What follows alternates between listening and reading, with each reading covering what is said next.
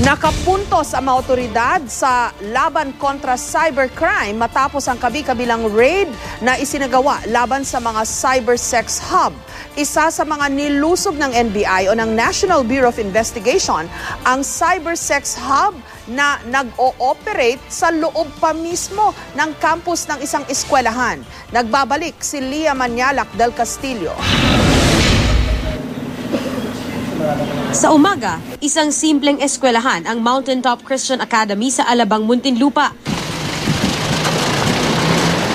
Pero pagsapit ng dilim, nagsisilbi pala itong pugad ng cybersex at child pornography. Nang nilusob ng NBI ang paaralan kagabi, nahuli ang grupong ito sa isang kwarto sa campus. Huling-huli sa akto ang pagbebenta ng pornographic materials sa mga kliyente sa ibang bansa. Habang ang iba nakikipag-cybersex chat. Pero ang labis na nakakabahala, may mga menor de edad na hubot-hubad sa mga nadiskubreng litrato at video. Nalaman din ng NBI na umaabot pa hanggang umaga ang malaswang gawain kasabay ng mga nagkaklase sa eskwelahan. Inaalam na kung may nabiktima sa daan-daang estudyante sa paaralan.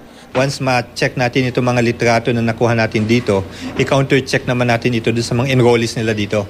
Kabilang sa mga nahuling suspect ang itinuturong operator ng cybersex chat hub. Wala naman talagang nakitang babae. Walang mga less than 18 or something. Walang webcam. Walang webcam yung opisina namin. Connected daw lahat tong tatlo sa akin, which is hindi naman totoo. Pero ang may-ari ng eskwelahan, hindi itinanggi ang malaswang gawain sa paaralan. Bakit niyo po pinayagan na may ganyang klaseng aktibidad sa loob ng eskwelahan po ninyo? Actually po, ang totoong reason, financial. Kasi mababa lang po ang tuition ko dito. Tapos meron pa akong 22 scholars. Hindi po kaya ng tuition na makapasweldo. Pero yung link na ibibenta, mabubuksan lang yon nung foreigner na mag-ano ng card niya. Anong alam niyo pong laman ng link na binibenta?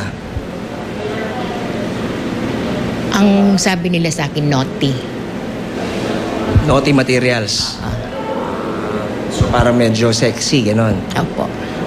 Pero bukod sa eskwelahan, isa pa palang cybersex chat hub ang pinatatakbo di umano ni Abejón. Ang call center na ito sa Novaliches, Quezon City. Nang salakayin ng NBI, may naiwan pang nakabukas na chat box at may kausap na foreigner. Pumapasok sila sa different online chat rooms and then nagpapanggap sila bilang babae. So once na-entice na nila yung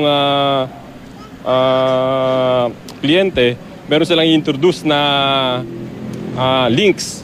So yung links na yon, doon na ma-charge yung kliyente. So nagpapanggap kayo dito na babae kayo? Oo, pero hindi kami nagpapakita ng mga sensual na bagay. Kumaga parang nakikipag-date or nakikipagkaibigan. Nadiskubre rin ng mga otoridad ang mga malalaswang larawan ng mga babae nang buksan ng iba pang computer. Sa Davao City, sinalakay naman ng PNP Anti-Cybercrime Group ang bahay na ito. Ang inabutan nila, 7 menor de edad na babae, kabilang na ang isang batang 2 taong gulang lamang. Arestado ang may-ari ng umano'y cybersex den habang dinala sa DSWD ang mga nasagip na menor de edad. Ilan lang ito sa mga kaso ng cybersex at online child pornography na itinuturing na krimen sa ilalim ng Cybercrime Prevention Act of 2012. Lia Manialac del Castillo, GMA News.